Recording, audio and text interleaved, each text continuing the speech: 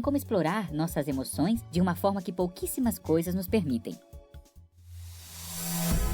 GCF Global, criando oportunidades para uma vida melhor. Quando ouvimos essa palavra, alguns de nós imediatamente pensamos em museus ou pinturas. Há também aqueles que sentem que não possuem nenhuma relação com ela, porque acham que não conseguem entendê-la, ou que é algo exclusivo para intelectuais ou fãs do assunto. Mas, na verdade, a arte está... Boa tarde a todos que fazem do Seduc SC Play ser o que é. Aqui é Paulo Breiner, mais uma vez, comunicando a todos vocês, com mais uma aula interativa para vocês. Desde já, gostaria de explicar, a utilização da máscara, que é muito importante. Infelizmente, ainda tem gente que ainda não acredita na realidade que passamos, mas se você muitas vezes ainda acha ou cai nas graças da gozação, das brincadeiras, pelo menos faça com que as pessoas que estão do seu lado sejam protegidas. Então proteja as pessoas que realmente você ama. Se você não consegue olhar para você, então proteja as pessoas do seu lado, teus familiares, tá ok? Vou tirar a máscara para melhor comunicação com vocês, para darmos início a mais uma aula interativa.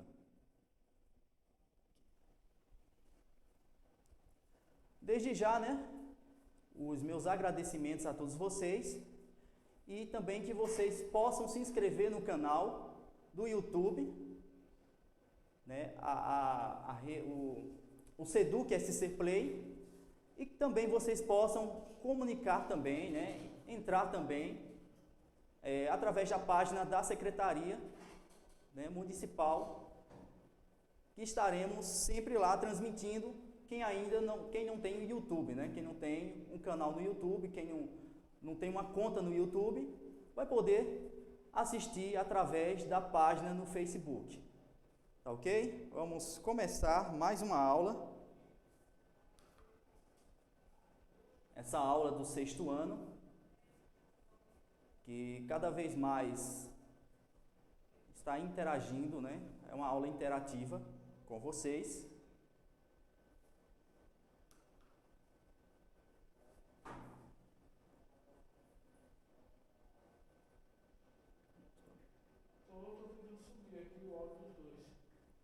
E é isso aí. É uma aula que totalmente diferenciada,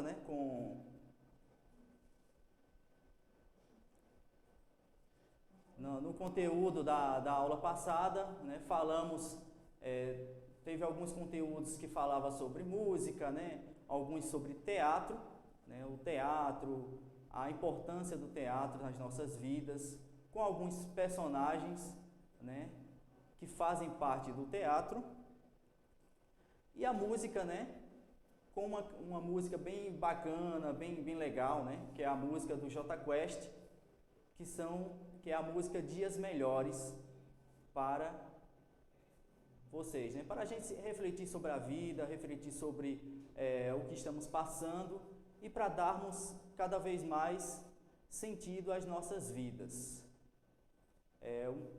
E também dar cada vez mais seguimento a isso, por que estamos aqui nesta vida, qual o sentido que fazemos. Porque infelizmente existem alunos que não dão importância devida aos estudos, acha que tudo isso é apenas uma cena ou algo do tipo, mas não é. Sabemos que é importante termos isso em mente, que o aluno ele tem que estar sempre buscando o aprendizado e sempre estar buscando o melhor de si. Então, desde já, as primeiras palavras da aula é em relação à aula anterior. Na aula anterior, tínhamos o conceito do que é arte. O primeiro tópico, trabalhamos isso na aula anterior. Na segunda aula, criar e imaginar. Qual é o conceito de criar e imaginar? Falamos aqui, né? Citamos alguns personagens que foram criados pelos autores, personagens que foram readaptados, imaginados. O que é o conceito de linguagem na arte, né? O que é a linguagem na arte? A diferença e semelhanças, né, entre linguagem mista, linguagem verbal e linguagem não verbal.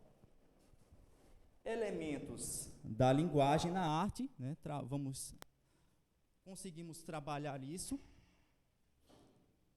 E também sobre a arte visual, com desenhos, alguns desenhos, né, músicas, teatro e dança. Isso foi o que conseguimos trabalhar com o 6º ano, tá? Beleza? Vamos trabalhar agora, né, mais profundamente na aula de hoje, o conceito do que é autorretrato, né? Se eu perguntar para vocês o que significa autorretrato, né? A grosso modo, é praticamente autorretrato, tem a ver com retrato, tem a ver com biografia, né? É a primeira coisa que vem em nossas cabeças. O segundo tópico que vamos trabalhar é o conceito de colagem, a arte com colagem, a arte por trás da brincadeira. Porque tem muitos estudantes que ainda acreditam que colagem é só algo de, eu vou colar uns pedaços de jornais, de cartolina, e é só isso. Mas a arte vai muito além disso, né? Tem um conceito muito maior. Vamos trabalhar também com desenho com recortes e desenhos com gravuras. Esses são os conteúdos que vamos trabalhar hoje, né, na aula de hoje, com vocês, de uma forma bem mais profunda. Vamos lá.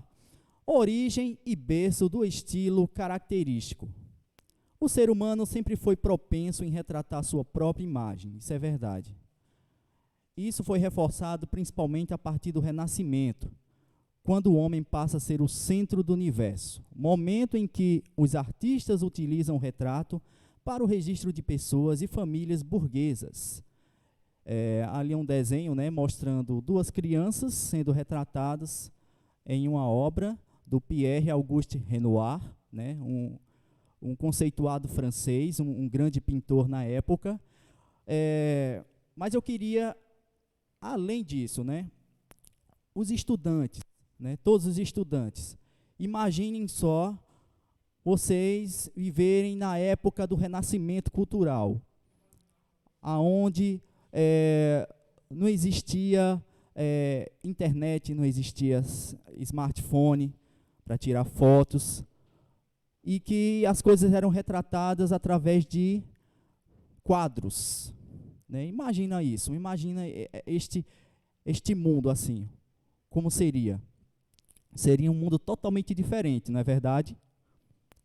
Então, as pessoas, elas eram retratadas, elas eram pintadas através de quadros. E era um recurso que era utilizado apenas para a classe da burguesia, a classe alta, né, a classe nobre. Então, já era apenas... A arte era um conceito do Renascimento que era apenas para poucos, né? Poucos tinham esse privilégio de ter a arte para eles, né? Era a arte da nobreza, era a arte da riqueza. E o quadro das garotas, né? As garotas é um exemplo disso, que mostra os traços da burguesia. Podem notar, né, as características de cada personagem sendo retratado. E o interessante desse quadro é que foi feito para um banqueiro, só que o banqueiro não quis o quadro, né? Achou meio que sem graça, não gostou muito. Mas mal sabia ele que este quadro hoje é um dos quadros mais conceituados, né, da França e até do mundo também. Então, na época não existiam fotografias. A partir do Renascimento, o ser humano passou a ser o grande foco das preocupações da vida e do imaginário dos artistas. O retrato, por exemplo, tornou-se um dos gêneros mais populares da pintura, utilizado na ausência da fotografia, para o registro de pessoas e famílias nobres e burguesas, né?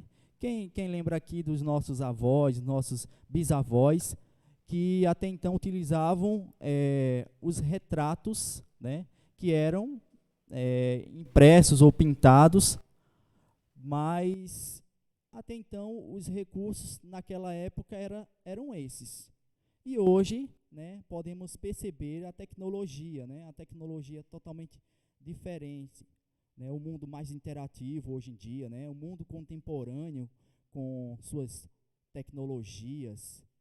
E ali são os artistas que foram fazendo os quadros deles mesmos, né, a biografia deles. Assim, eu vou fazer um quadro de mim mesmo, aí vou lá e vou fazer, né.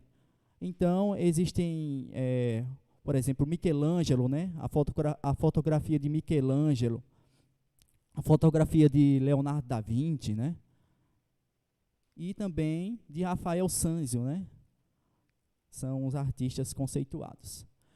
E exemplos de adaptações sobre o quadro As Meninas, de Renoir. Lembrem que no primeiro slide eu mostrei o quadro original e estou fazendo a comparação do quadro 1 e o quadro 2. Né? O quadro 1, que é o grande e brilhante Maurício de Souza, que é o criador dos desenhos da Turma da Mônica, retratando o quadro das meninas, né, do Pierre Auguste Renoir. Podem perceber, né, as semelhanças e também as diferenças entre o quadro 1 e o quadro 2. É aquele conceito que eu ensinei para vocês, eu não sei se eu não me engano, foi para o 7º ano, ou 8º ano, que eu falei sobre adaptações, e essas adaptações, né, o artista ele pode, tem a ver com imaginar e tem a ver com o criar, né? A criação está mais relacionada com o autor do quadro original, que é sobre o quadro das crianças. O primeiro quadro, né? E o quadro do imaginar, né, é mais relacionado com o Maurício de Souza, o grande criador da Turma da Mônica. Ok? Vamos lá. Então, dando seguimento, o autorretrato é uma forma de pintura onde o modelo retratado é o próprio artista. Então, ele está pintando a sua própria imagem, né? É como se eu me deparasse diante de um espelho. Eu estou praticamente fazendo uma biografia de mim mesmo, né? Contando a minha própria história através das cores, através da pintura em si. Muitas vezes é definido, né, o autorretrato muitas vezes é definido em história da arte como um retrato, que é a imagem e representação que o artista faz de si mesmo, né, como eu acabei de falar para vocês. Independente do suporte escolhido, reconhece-se em geral a partir da Renascença italiana, que este tipo de representação biográfica passou a ser cada vez mais frequente, chegando à obsessão de um Rembrandt, por exemplo. Então, prestem atenção, que este é um momento da aula crucial. Os dois grandes pintores, né, até então, que faziam suas próprias imagens através dos quadros, das pinturas, foram Rembrandt e também o Van Gogh, né, foram dois grandes pintores e decisivos no autorretrato, porque eles praticamente faziam em determinados tipos e períodos de suas vidas. Podem notar na figura do Van Gogh, poucos artistas realizaram tantos autorretratos como Vicente Van Gogh, né? E ali a data do nascimento e da morte dele. Estas pinturas são uma forma de acompanhar sua evolução artística e até seus estados psicológicos ao longo dos anos. Tamanha a importância de seus autorretratos, que devem ser analisados a partir de sua produção artística entre suas paisagens, naturezas, mortas e retratos. Podem perceber que ali existe uma evolução do Van Gogh, antigamente, né, até o Van Gogh, até o fim da sua vida, né? Notem os traços ali do primeiro quadro acima até o último quadro, que ele está utilizando uma roupa amarela, ele já estava mais abatido. O Vicente Van Gogh, ele era um artista muito conceituado, porém, ele era incompreendido para muitas pessoas. Ele tinha traços muito firmes, né, muito intensos em suas obras. Podem notar, né, que utiliza-se muito o vermelho, aquele vermelho intenso, aquelas cores mais intensas, mais escuras, né, cores mais intensas, porque ele era um artista muito intenso. E ele era tido também como louco para muitas pessoas na época, né, em sua época. Van Gogh ficou conhecido por fazer obras com cores intensas, como acabei de falar para vocês, e pinceladas espessas. Mas, além disso, por seu comportamento insano e por episódios famosos, como a noite em que cortou a sua própria orelha, após entrar em uma contenda com o também pintor Paul Gauguin, né, todo este descontrole e inconstância emocional do artista pode ser acompanhado em sua iconografia, ou seja, em suas escritas, né, em sua forma de escrever.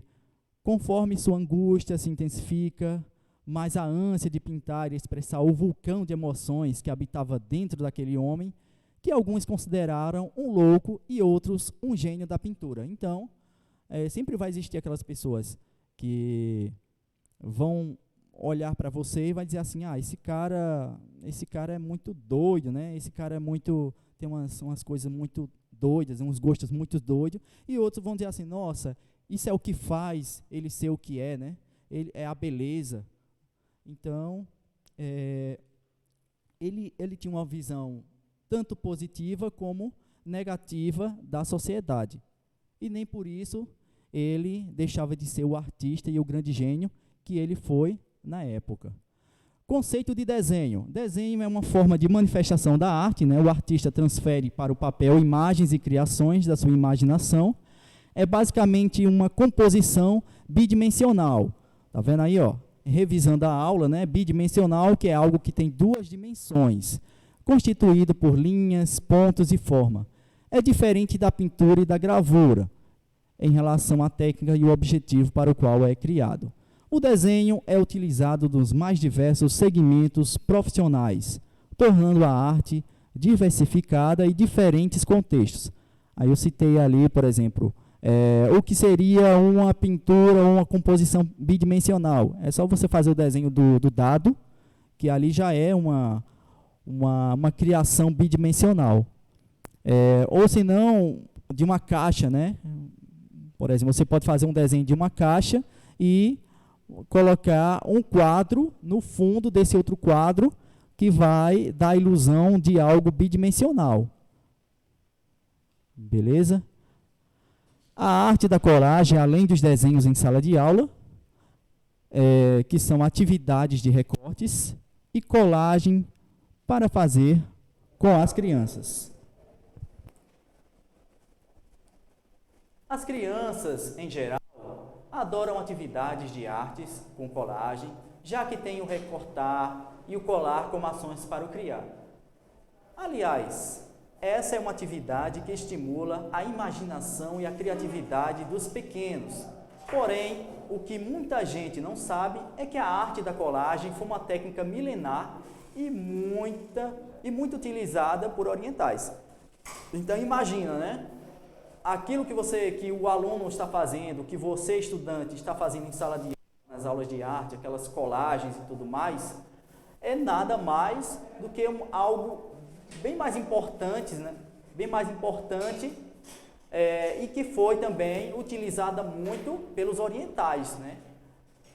E até hoje é uma arte muito importante, porque retrata não só uma colagem de um papel, uma cola branca sobre o outro papel, mas também é o encontro de cores, né? O encontro de várias cores, formando assim um conceito de arte. Sabemos que o conceito de arte vai muito além do que um quadro pintado numa exposição, em um grande museu. A arte ela está relacionada em tudo, né? Em colagens, em gravuras e também na própria xilogravura que vamos ver lá na frente. Beleza? Esse é o conceito de arte, para todos os cantos. Então, colagem. Colagem é a arte por trás da brincadeira. A colagem surgiu originalmente no Oriente, mais ou menos na mesma época em que o papel foi criado. Existem registros de que a técnica era usada em manuscritos na China e no Japão medieval, e posteriormente já era utilizada em brincadeiras infantis e como expressão artística popular, mas sem implementação crítica. Então era apenas algo para a própria sobrevivência, né? ou algo mais relacionado ao econômico, né? Muitas sociedades sobreviveram a isso, né? A questão econômica. Não era arte apenas para ter sensibilidade, para expressar os seus pensamentos, não. Era mais uma coisa mais para vender mesmo, para circular a economia e tudo mais. A arte não é só uma brincadeira que se aprende na escola, é uma forma de resignificar imagens. Então, ali o quadro do grande Pablo Picasso,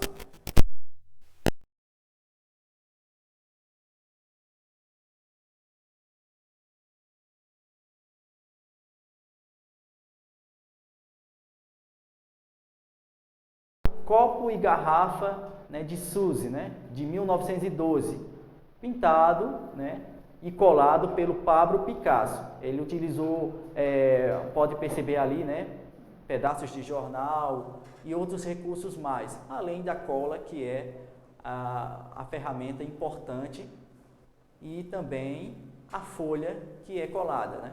Foi apenas no século XX que ela se difundiu oficialmente como técnica artística, sendo o cubismo o movimento artístico pioneiro a incorporá-la, mais especificamente através das obras de George Blake, né, e Pablo Picasso. Então,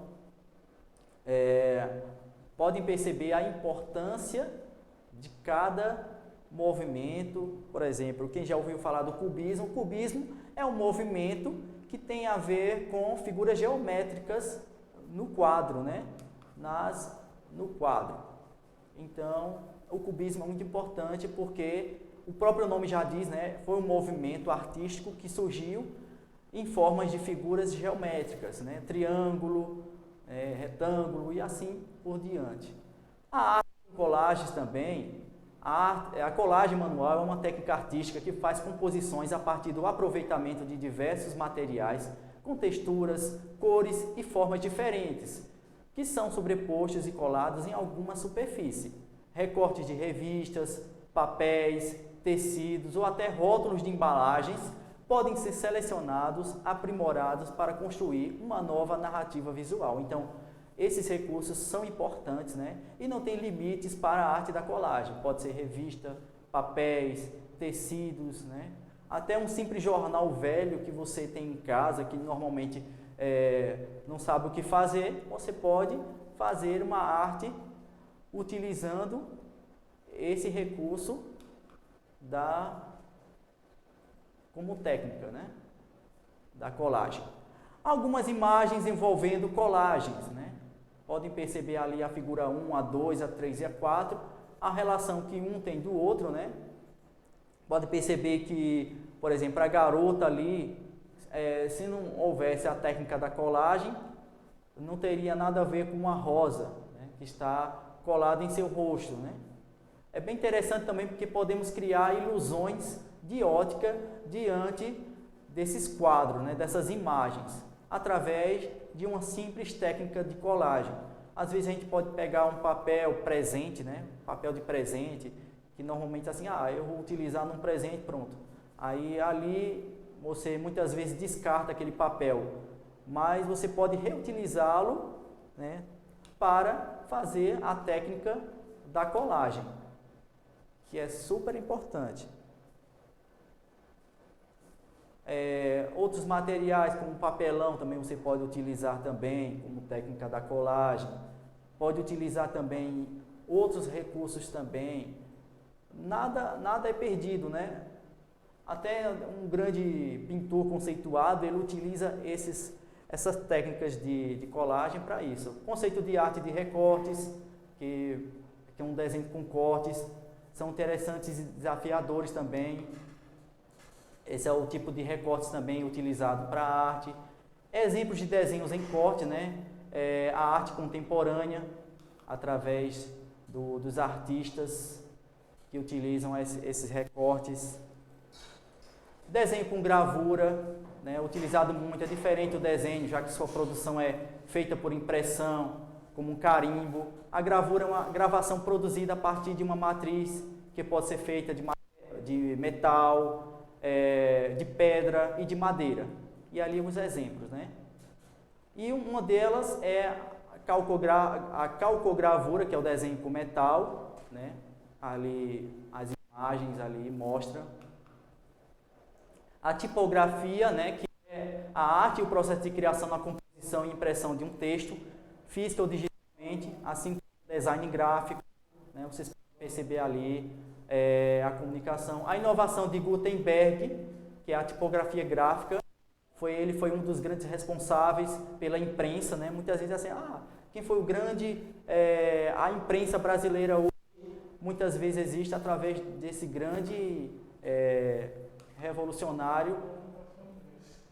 E o desenho com gravuras também, que é a xilogravura, é a técnica de gravura, na qual se utiliza madeira como matriz e possibilita a reprodução da imagem gravada sobre o papel ou outro suporte adequado. Então, um dos grandes homens da arte da gravura, da xilogravura, é o José Francisco Borges, né, mais conhecido como J. Borges.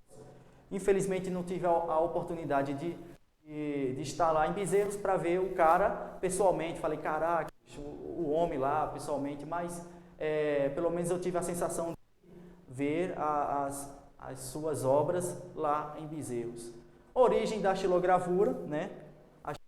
Os desenhos também com gravuras, utiliza-se muito grafite, 6B, esses são os materiais que podem ser utilizados também para a xilogravura, né? A xilogravura em isopor, que é conhecido como isogravura, que é a arte da xilogravura no isopor, né? Utiliza-se muito o lápis 6B, ou um lápis também específico para isso, desenho, né? O 6B, ou se não, o lápis comum mesmo, você pode utilizar muito isso. Exemplos de xilogravura em sala de aula, né? A gente podemos pegar um sabonete em barra, ou aqueles sabonetes lá, mas cuidado para não pegar o sabonete da família aí, cuidado, viu? Tenha muito cuidado sobre isso para fazer esse tipo de arte. E você utiliza a tinta guache para isso, para fazer esse tipo de arte, tá? Então, recapitulando, a xilogravura, que é a técnica que é utilizada muito em madeira, mas também existem outros tipos de xilogravuras, né, que no caso seria a calcogravura, a isogravura e assim por diante. Professor, mas tipo, eu não tenho como fazer um desenho em madeira. O que é que eu vou fazer? Né, você pode utilizar os materiais para fazer a xilogravura. Né? No caso, pode ser isopor, pode ser papelão, pode ser qualquer tipo de material, né? Um sabonete, o sabão em barra, que aí você pode fazer os desenhos, né? Fazendo um desenho tipo um desenho bidimensional mesmo, e utilizar a tinta guache e depois colocar o papel em cima para fazer a sua xilogravura. Fica bem legal isso. E para finalizar, né, não poderia ser diferente, terminar com chave de ouro com uma frase que é: encontre o seu lugar no mundo, dando um sentido nas coisas que fazes, ao invés de murmurar e só reclamar da vida. Então, muitas vezes, damos lugar a certas coisas, damos prioridade a certas coisas que não são tão importantes em nossas vidas, e muitas vezes reclamamos, tomamos, que droga de vida, que essa vida minha é um lixo, tal. Mas é importante você não reclamar da vida, né? Seguir a vida em frente, sempre estar buscando o conhecimento, né? O conhecimento que eu falo é adquirir uma aptidão, algo artístico, um dom artístico, e é isso. Então é isso. Encontre seu lugar no mundo, dando sentido nas coisas que fazem ao invés de murmurar, e só reclamar da vida. Essa é a mensagem que eu deixo para todos vocês. Valeu, galera, e forte abraço. Por que devemos estudar arte? Essa pergunta já foi feita por quase todo aluno que já passou por uma aula de artes. Afinal, para que serve saber tudo isso a respeito de artistas ou estilos artísticos que já aconteceram ou estão acontecendo? É uma pergunta completamente válida. É comum pensarmos que isso não serve para nada. Tão comum, aliás, que Oscar Wilde, o autor de O Retrato de Dorian Gray e um dos escritores mais importantes do mundo, certa vez afirmou que a arte é bastante inútil. Se pensarmos de uma forma bem prática, a arte é realmente inútil. Ela não facilita as nossas vidas, como os eletrodomésticos fazem, por exemplo, nem ajuda a realizarmos a maioria dos nossos trabalhos de maneira mais produtiva, aparentemente. Talvez por não ter essa aplicação tão prática e direta, seja tão difícil escolher um conceito que defina a arte. Mas muito mais do que um final, a arte é um meio. É um meio de nos expressarmos, de usarmos a nossa imaginação, de entendermos melhor o nosso mundo. Essa foi a forma que Van Gogh retratou as celebrações em Paris no dia da Bastilha, quando vários fogos de artifício coloriram os céus da cidade. O artista criou essa obra cheia de cores e movimentos de acordo com a sua visão, seus sentimentos, sua expressão. A arte também nos ajuda a criar aquilo que não existe naturalmente, usando a nossa imaginação. Nessa pintura de Jesper Essing, para o jogo de cartas Magic, é retratada uma cena que seria impossível de ser fotografada ou filmada na vida real: a invasão de uma cidade por homens montados em dragões. Através da arte, podemos compreender o mundo através de uma observação muito mais detalhada. Nesses desenhos, Terry Whitledge procurou estudar o movimento dos ursos para conseguir então criar personagens para o filme Irmão Urso da Disney. E essas são só algumas das várias aplicações para a arte. Podemos transformá-la em uma extensão da nossa criatividade para nos comunicarmos de várias formas diferentes. Pablo Picasso certa vez disse: toda criança é uma artista. O problema é continuar como artista enquanto cresce. Isso quer dizer que todos nós nascemos abertos a novas experiências